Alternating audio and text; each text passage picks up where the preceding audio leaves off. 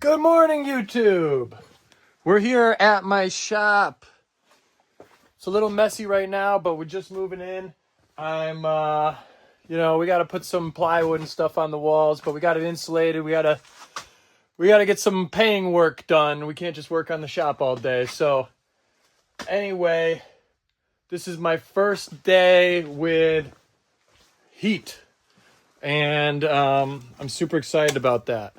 So I didn't leave the heat on over the weekend because it's a new heater and I didn't want to leave it unattended for its first day in service, and we finished it up kind of late in the day. But anyway, we're starting off at about 43 degrees in here. We're going to see how long it takes for this thing to heat up the room. And once again, we were kind of in a rush on a weekend night, so I've got to staple up the thermostat wire and all that good stuff and neaten up around the back end here. But we're using the Mr. Heater Big Max. You can hear it's starting to fire up. I don't know if you can see you can't see the flames from here. But yeah, Mr. Heater Big Max, 50,000 BTUs, propane run. I got a propane tank outside, and we'll see how it heats that place up. This place up. Anyway, as far as things I'm going to do in here, I'm going to do a nice miter saw table over here once I get some time. Have some drawers or something maybe for storage, keep the screws and everything. Got the clamp rack here. We got this workbench on wheels. It's got a little table saw built into it. It's cool for just like making a quick little cut or something. Also has a router table cutting to the top. That's from my garage. I just bought this Delta Unisaw 10-inch table saw. It was on Facebook Marketplace for about $1,000. Came with a bunch of jigs and stuff, so super happy with that. We also have I'm using the DeWalt. It's basically a portable planer. It works really well, 12-inch. It's got the standard head on it. I want to swap that out for the helical head. And then just using this 6-inch joiner jet. Got that for basically free. I'm kind of renting it mostly. And then a bunch of cardboard boxes on it, but we got another router table over there. So small shop, but it's coming together. If we come out here, we have a spray booth that we're working on, and we're basically just stapling up plastic on all the surfaces. I'm going to do vents in those two windows, and we're kind of doing it as a negative pressure thing. We're running air from out here through that hose into the room, and then the negative pressure is going to force the exhaust out those. I'm going to open up those two windows, and I'm going to actually use furnace vents to vent out the exhaust fumes, so we're not shooting too many chemicals out into the environment. So out here is my propane tank, and that's basically what's fueling our heat inside. I'm going to show you guys how I size cabinet doors. So when we make our cabinet doors, we always make them 1/4 inch big each way. That way we can trim them down to the exact size. When we clamp them up and everything, things could maybe be slightly out of square, slightly out of size. So the best way to make sure that they're the exact right size, we set up our table saw to the exact dimensions at the very end of the project, and we trim them down to size. So I have all my sizing right here on these plans. So these doors are going to be 14 3/8 by 33 1/4. So what I need to do is come over to my table saw. So first off, these doors are 14 5/8 right now, 1/4 inch bigger than they need to be.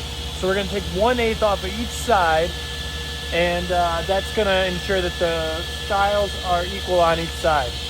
So 14 5/8, we're going to set our saw to 14 1/2.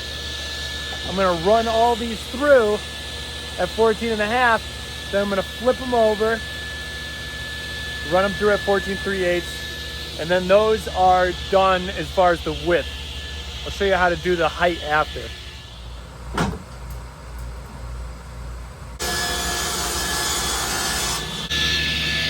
So now I'm going to come over, Move that over, whoop, wrong way, to 14 3/8. Lock it down. And now, when I rip these, I'm just gonna flip them over and run them through. That's the most efficient way to do that. Also, we're almost at 60 degrees.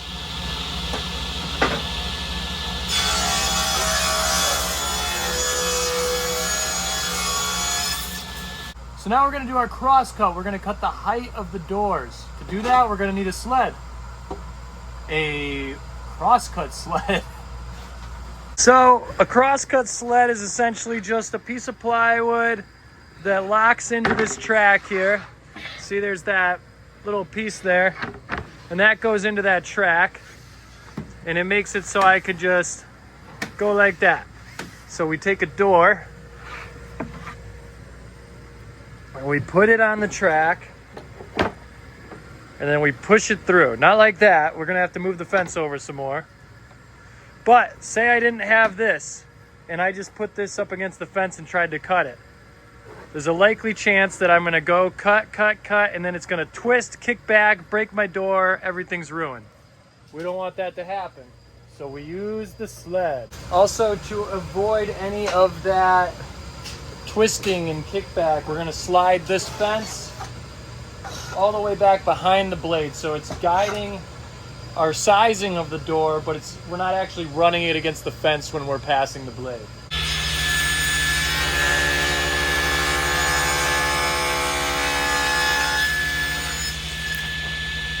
Beautiful. So now, take a door off the stack, flip it over, and we can run it through on the other side at the final measurement. I've already changed my fence to be the final measurement of this door. And then once I run them all through on this side, those doors are ready to be sanded, finished, and mounted onto the cabinet. And so I just wrapped up sizing all of these doors, which is exciting because we're gonna move on to the next step. So now I've got my blade on a 45-degree angle, and what I'm doing, this one's a bad example because I kind of burnt it. It looks a little ugly, but putting a bevel on this top edge like that. And what that is on these drawers, we're not gonna have handles. So it's gonna give you somewhere to get your fingers on there and open up the drawer.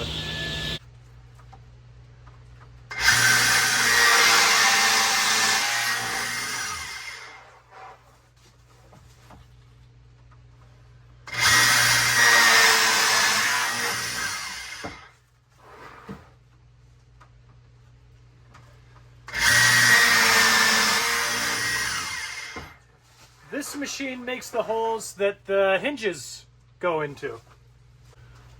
One for the cup and two more for these, I don't even know what I'd call them, but they're expanding dowels, I guess.